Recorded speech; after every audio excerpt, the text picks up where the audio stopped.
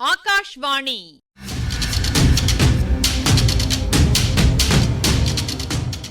பொன்னியின் செல்வங்கள் வாசிப்பும் ஆய்வும்.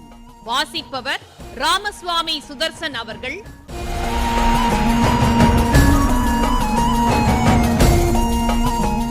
மகாராஜாதிராஜ ராஜகம்பீர ராஜமார்த்தாண்ட ராஜகுலோத்துங்க ராஜகுலதிலக ஈரேழு 14 லோகத்தின் அதிபதி பாரா.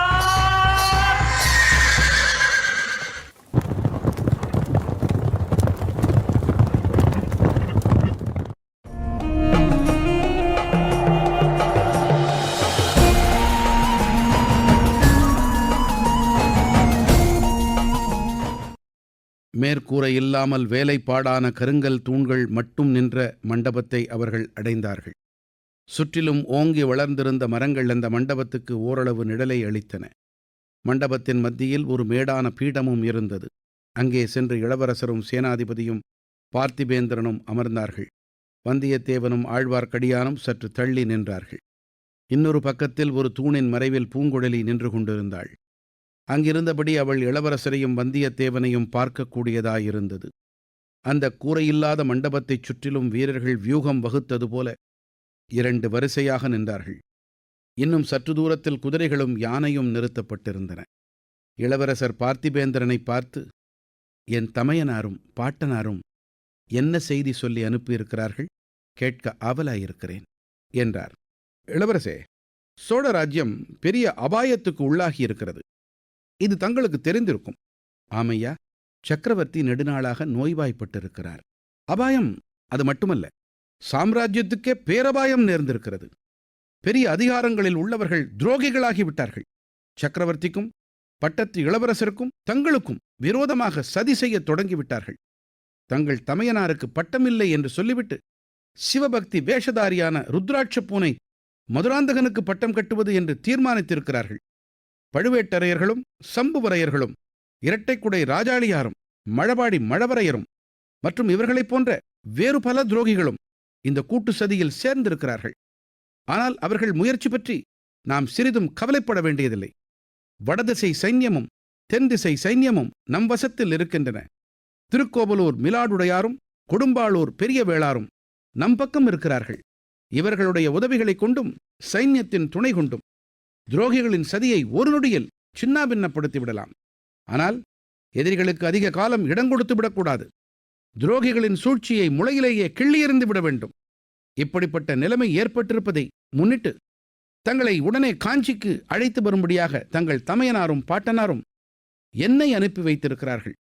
இந்த சமயத்தில் நீங்கள் சகோதரர்கள் இருவரும் பிரிந்திருக்கலாகாது என்றும் ஒரே இடத்தில் இருப்பது மிக அவசியம் என்றும் தங்கள் பாட்டனார் கருதுகிறார். இன்னும் தங்கள் தமையனாரின் உள்ளத்தில் இருப்பதையும் சொல்லிவிட விரும்புகிறேன். அவருக்கு ஒரே இடத்தில் இருந்து ராஜ்யம் ஆளுவதில் விருப்பமில்லை. கடல் கடந்த நாடுகளுக்கெல்லாம் கப்பலேறி செல்ல வேண்டும் என்றும் அந்த நாடுகளை எல்லாம் வென்று சோழர் புலிக்கொடியை பறக்கவிட வேண்டும் என்றும் அவர் துடிதுடித்துக் கொண்டிருக்கிறார். வடநாட்டு படையெடுப்புக்கு பழுவேட்டரையர்கள் முட்டுக்கட்டை போட்டதிலிருந்து அவருடைய போர் வெறி 1க்கு 10 மடங்கு ஆகியிருக்கிறது. ஆகையால் தாங்கள் காஞ்சி வந்து சேர்ந்ததும் தஞ்சைக்கு படையெடுத்துச் சென்று சதிகாரர்களை எல்லாம் அதம் செய்து ஒழித்துவிட்டு சோழ சிம்மாசனத்தில் தங்களை அமர்த்தி முடிசூட்டிவிட்டு இத்தனை நேரம் கவனத்துடன் மரியாதையுடன் கேட்டு வந்த இளவரசர் இப்போது தம் செவிகளை கையினால் மூடிக்கொண்டு, வேண்டாம் வேண்டாம், அத்தகைய விபரீத வார்த்தைகளை சொல்லாதீர்கள். சோழ சிம்மாசனத்துக்கும் எனக்கும் வெகு தூரம் என்றார். தங்களுக்கு பிடிக்கவில்லை என்றால் நான் சொல்லவில்லை. அது தங்களுடைய தமையனார் இஷ்டம், தங்கள் இஷ்டம். நீங்கள் சகோதரர்கள் விவாதித்து தீர்த்து கொள்ள வேண்டியது. ஆனால் சதிகாரர்களை ஒழிப்பதில் 2 பேரும் ஒன்றுபட வேண்டியது அவசியம். உடனே தாங்கள் காஞ்சிக்கு புறப்பட்டு வாருங்கள். பழுவேட்டரையர்களையும் சம்புவரையர்களையும் பூண்டோடு அழிப்போம். சிவபக்தி வேஷதாரியான மதுராந்தகனை சிவலோகத்துக்கே அனுப்பி வைப்போம். பிறகு தாங்களும் தங்கள் தமையனாரும் யோசித்து உசிதம் போல முடிவு செய்யுங்கள் என்றான் பார்த்திபேந்திரன். ஐயா, எல்லாம் நாமே முடிவு செய்ய வேண்டியதுதானா? என் தந்தை சக்கரவர்த்தி, அவருடைய விருப்பம் என்னதென்று நாம் தெரிந்து கொள்ள வேண்டாமா? ஒருவேளை தாங்கள் தெரிந்து கொண்டிருக்கிறீர்களா? என் தமையனாருக்கு தந்தையிடமிருந்து ஏதேனும் அந்தரங்க செய்தி வந்ததா? இளவரசே, இந்த சந்தர்ப்பத்தில் உண்மையை சொல்ல வேண்டியது அவசியம். மூடிமறைப்பதில் பயனில்லை. தங்கள் தந்தையின் விருப்பத்தை இந்த சமயம் அறிந்து கொள்வது இயலாத காரியம். சக்கரவர்த்தி இப்போது சுதந்திர புருஷராயில்லை. பழுவேட்டரையர்களின் சிறையில் இருக்கிறார். அவர்களுடைய அனுமதியின்றி யாரும் சக்கரவர்த்தியை பார்க்க முடியாது, பேசவும் முடியாது. அவருடைய விருப்பத்தை தெரிந்து கொள்வது எங்கனம்? தந்தையை காஞ்சிக்கு வரச் சொல்வதற்காக தங்கள் தமையனார் பெருமுயற்சி செய்தார். காஞ்சியில் பொன்மாளிகை கட்டினார். சக்கரவர்த்தி விஜயம் செய்து கிரகப்பிரவேசம் செய்ய வேண்டும் என்று அழைப்பு அனுப்பினார். ஆனால் சக்கரவர்த்தியிடமிருந்து மறுவோலை வரவில்லை. என் தந்தை நோய்வாய்ப்பட்டிருப்பது, நடக்க முடியாதவராயிருப்பதும் தெரிந்த விஷயம்தானே. இளவரசே, தங்கள் தந்தை 3 உலகங்களின் சக்கரவர்த்தி. காஞ்சிக்கு காலால் நடந்து வர வேண்டுமா? யானைகள் குதிரைகள் இல்லையா? வண்டி வாகனங்கள் இல்லையா? தங்க ரதங்களும் முத்து சிவிகைகளும் இல்லையா? தலையால் சுமந்து கொண்டு வருவதற்கு முடிசூடிய சிற்றரசர்கள் 1000-10,000 பேர் போட்டி போட்டுக் கொண்டு வரமாட்டார்களா? காரணம் அதுவன்று, பழுவேட்டரையர்களின் துரோகம்தான் காரணம். தஞ்சை அரண்மனை இப்போது சக்கரவர்த்தியின் சிறையாக மாறிவிட்டது. இளவரசே, தங்கள் தந்தையின் உயிரை காப்பாற்ற விரும்பினால் உடனே புறப்பட்டு வாருங்கள். இந்த வார்த்தைகள் இளவரசரின் உள்ளத்தை கலக்கிவிட்டன என்பது நன்றாக தெரிந்தது. அவருடைய களை பொருந்திய முகத்தில் முதலாக கவலைக்குறி தென்பட்டது. இளவரசர் சிறிது நேரம் சிந்தனையில் ஆழ்ந்திருந்துவிட்டு சேனாதிபதியின் முகத்தை ஏறிட்டு பார்த்தார். தளபதி, தங்களுடைய யோசனை என்ன? சில நாளைக்கு முன்பு முதன் மந்திரி அனிருத்த பிரம்மராயர் வந்திருந்தார். அவர் என் தந்தையின் மதிப்புக்கும் அந்தரங்க அபிமானத்துக்கும் உரியவர். அவர் என்னை இலங்கையிலேயே சில காலம் இருக்கும்படி யோசனை சொன்னார். தாங்களும் அதை ஆமோதித்தீர்கள். இங்கே சண்டை ஒன்றும் நடக்கவில்லையே, நான் எதற்கு இருக்க வேண்டும் என்று கேட்டதற்கு சமாதானம் சொன்னீர்கள். முதன் மந்திரி இதோ நிற்கும் வைஷ்ணவரிடம் அதே யோசனையை திரும்பச் சொல்லி அனுப்பியிருக்கிறார். என் தமக்கை இளைய பிராட்டியிடம் எனக்கு எவ்வளவு மதிப்பு உண்டு என்பது தங்களுக்கு தெரியும். அவரிட்ட கோட்டை நான் தாண்ட மாட்டேன். இலங்கைக்கு அவர் வரச் சொல்லித்தான் வந்தேன். இளைய பிராட்டி இதோ இந்த வாணர் குலத்து வீரனிடம் ஓலை அனுப்பியிருக்கிறார். ஒரு விதத்தில் என் தமக்கையின் செய்தியும் பார்த்திபேந்திரர் கூறியதை ஒட்டியிருந்தது. ஆனால் உடனே புறப்பட்டு பழையாறைக்கு வரும்படி எழுதி அனுப்பியிருக்கிறார். என் தமையனாரோ காஞ்சிக்கு வரும்படி இவரிடம் கூறி அனுப்பியுள்ளார். சேனாதிபதி, தங்களுடைய கருத்து என்ன என்றார். இளவரசே, இன்று காலை வரையில் தாங்கள் இந்த இலங்கை தீவிலேயே இருக்க வேண்டும் என்ற கருத்துடனேயே நான் இருந்தேன். நேற்றிரவு கூட இவருடன் நெடுநேரம் விவாதித்துக் கொண்டிருந்தேன். இவர் வெகுநேரம் வாதித்தும் நான் ஒப்புக்கொள்ளவில்லை. ஆனால் இன்று அதிகாலையில் அதோ நிற்கிறாளே அந்த பெண் வந்து ஒரு செய்தி சொன்னாள். அதை கேட்டது என் கருத்தை மாற்றிக்கொண்டேன். தாங்கள் உடனே காஞ்சிக்கு போக வேண்டியது அவசியம் என்று இப்போது எனக்கு தோன்றுகிறது என்றார் இலங்கை சேனாதிபதி. தூண் மறைவிலே நின்று தன்னை கடைக்கண்ணால் பார்த்து கொண்டிருந்த பூங்குழலியின் மீது இளவரசர் தம் பார்வையை செலுத்தினார். அபிமன்யுவை நாலாபுரமும் பகைவர்கள் தாக்கிக் கொன்றதாக கேள்விப்பட்டிருக்கிறேன். என்னை நாலாபுலமிருந்து வரும் செய்திகளே தாக்கிக் கொன்றுவிடும் போலிருக்கிறதே என்று இளவரசர் சொல்லிக் கொண்டார். அந்த பெண் என்னதான் செய்தி கொண்டு வந்திருக்கிறாள் என்றார். அவளே சொல்லட்டும் என்றார் பெரிய வேளார். பூங்குழலி தயங்கி நடந்து வந்தாள். இளவரசர் முன்னால் வந்து நின்றாள். 4 பக்கமும் திரும்பி பார்த்தாள். சேனாதிபதியை பார்த்தாள், பார்த்திபேந்திரனை பார்த்தாள். சற்று தூரத்தில் நின்ற வந்தியத்தேவனையும் ஆழ்வார்க்கடியானையும் பார்த்தாள். இளவரசர் முகத்தை மட்டும் அவளால் ஏறிட்டு பார்க்க முடியவில்லை. பெண்ணே, சொல் சீக்கிரம் என்றார் சேனாதிபதி. பூங்குழலி ஏதோ சொல்ல முயன்றாள். ஆனால் வார்த்தைகள் ஒன்றும் வரவில்லை.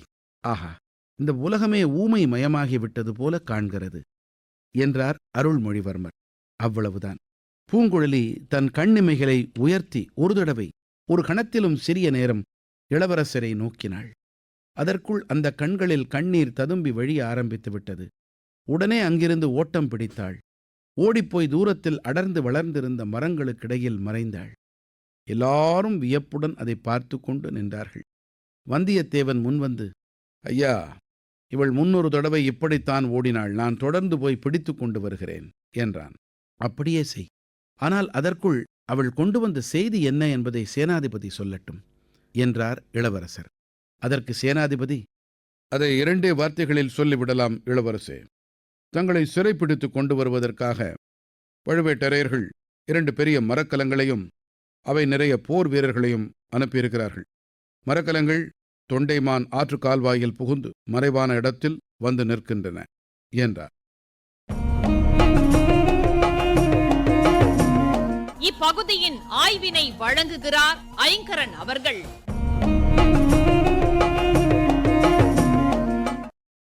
வாளுக்கு வாழ் சமமான லாகவத்துடன் போரிட்டேர்னு அருள்மொழிவர்மர் பாராட்டினார். இளவரசருக்கு சரியான துணைவன் நீன்னு கொடும்பாளூர் பெரிய வேளார் பாராட்டினார். இதனால எல்லாம் சலுகை எடுத்துக்கிட்டு அவங்களுக்கு சமமா அமராமல் சற்று தள்ளி திருமலையப்பனுடன் நிற்கிறான் வந்தியத்தேவன்.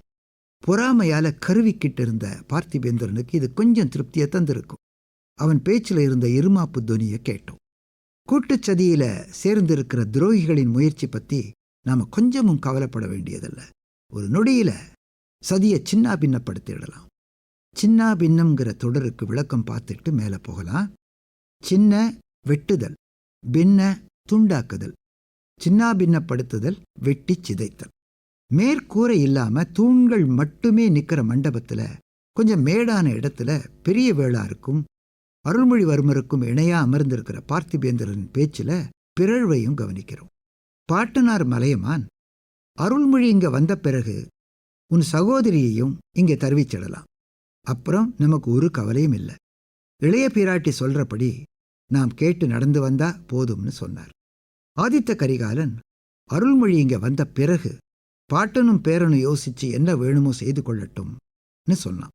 இந்த பல்லவனும் சதிகாரர்களை ஒழிச்சு கட்டிட்டு சோழ சிம்மாசனத்துல தங்களை அமர்த்தி முடிசூட்டிட்டுன்னு சொன்னதை கேட்டு அருள்மொழிவர்மர் அதிர்ச்சி அடைந்ததை பார்த்தோம். நமக்கே இந்த பேச்சில் இருக்கிற வக்கரம், கோணல் வியப்பையும் அதிர்ச்சியையும் தருது. ரொம்ப நாசூக்கா கேட்கிறார் அருள்மொழிவர்மர். ஐயா, எல்லாம் நாமே முடிவு செய்ய வேண்டியதுதானா? சக்கரவர்த்தியின் விருப்பத்தை தெரிஞ்சிக்க வேணாமா? இதுக்கப்புறம் அந்த பல்லவன் சொற்களை அளந்து பேசினதையும் கவனிச்சோம்.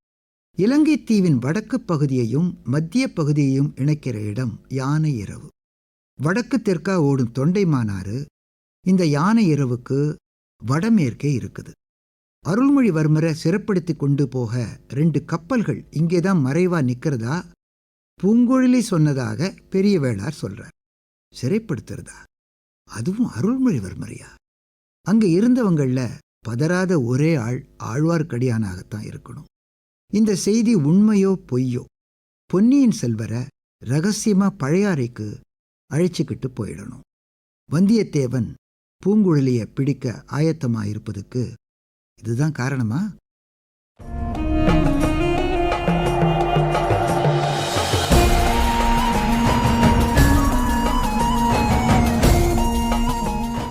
பொன்னியின் செல்வங்கள் வாசிப்பும் ஆய்வும் கேட்டீர்கள். வாசித்தவர் ராமசுவாமி சுதர்சன் அவர்கள். ஆய்வினை வழங்கியவர் ஐங்கரன் அவர்கள். படைப்பு சென்னை வானொலி நிலையம்.